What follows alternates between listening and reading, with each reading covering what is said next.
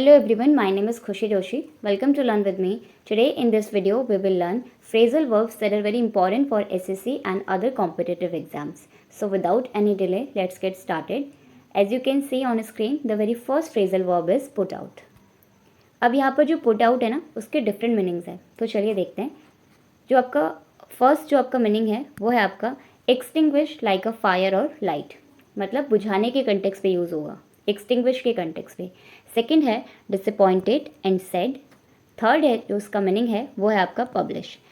Publishing के context पे हम यूज़ करते हैं, जैसे हम बोल सकते हैं यहाँ पर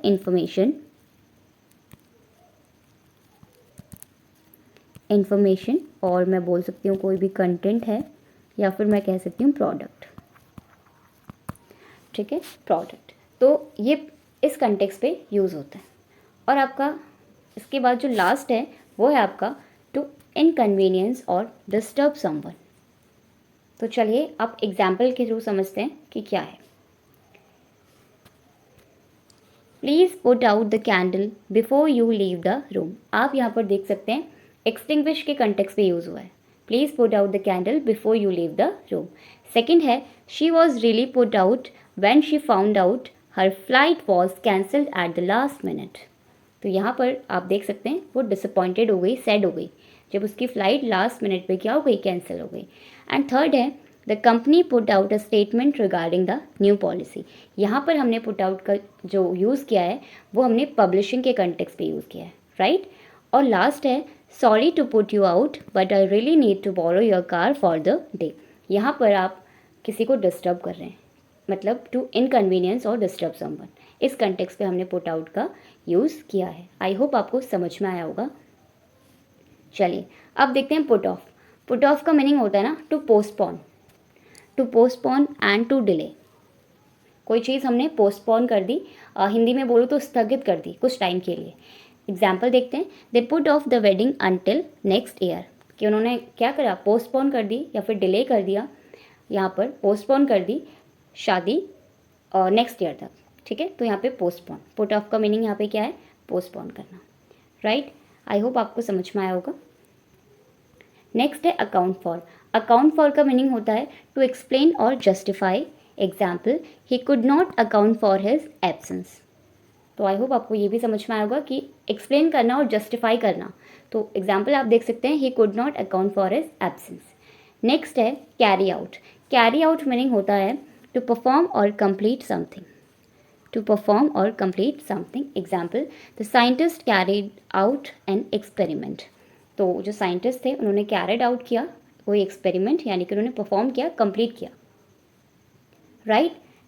अब जो नेक्स्ट है उसका मीनिंग है put up with. Put up with का मीनिंग होता है टू टॉलरेट, सहन करना. तो हम जैसे बोल सकते हैं I can't put up with his rude behaviour. मैं मतलब उसका रूड बिहेवियर टॉलरेट नहीं कर सकती, तो I can't put up with his rude behaviour. Next है आपका wear out. To become exhausted और डैमेज्ड.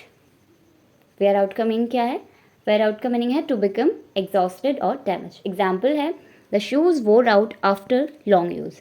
यानी कि शूज़ क्या हो गए हैं, डैमेज हो गए हैं, उनका बहुत लॉन्ग यूज़ हमने कर लिया.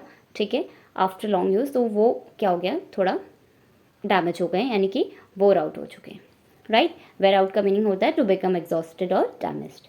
नेक्स्ट है बैक आउट.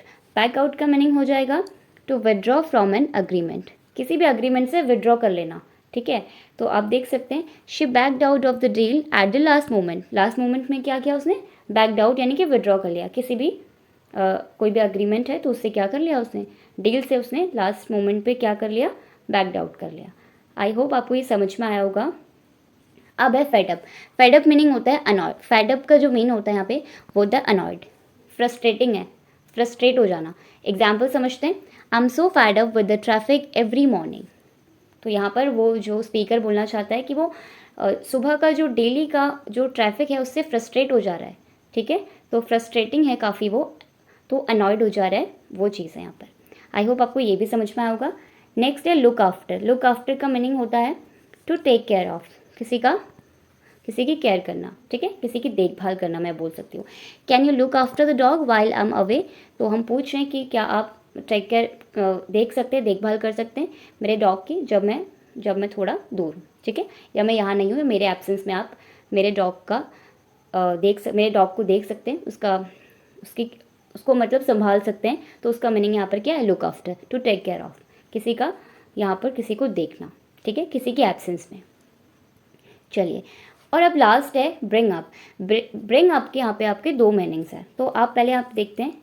एक है टू मेंशन अ टॉपिक और सब्जेक्ट इन कॉन्वर्जेशन, और सेकंड है आपका to raise a child. Example से समझते हैं, ज़्यादा समझ में आएगा। Please don't bring up politics at the party. तो यहाँ पर आप देख सकते हैं कोई भी टॉपिक या फिर कोई सब्जेक्ट की कॉन्वर्जेशन पे ना लाने की बात हो रही है। जैसे आप बोल सकते हैं please don't bring up politics at the party, party में पॉलिटिक्स मत लाइए, ठीक है।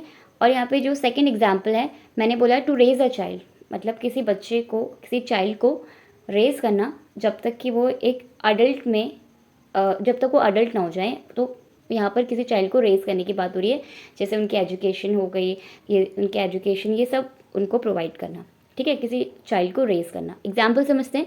He was brought up by his grand parents after his parents passed away.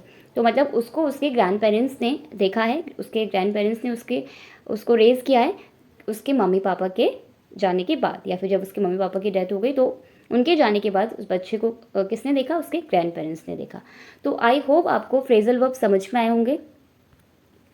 तो मिलते हैं नेक्स्ट वीडियो में। इफ़ आपको वीडियो पसंद आई तो please like share and subscribe. मिलते हैं नेक्स्ट वीडियो में, तब तक के लिए stay tuned. Thank you so much.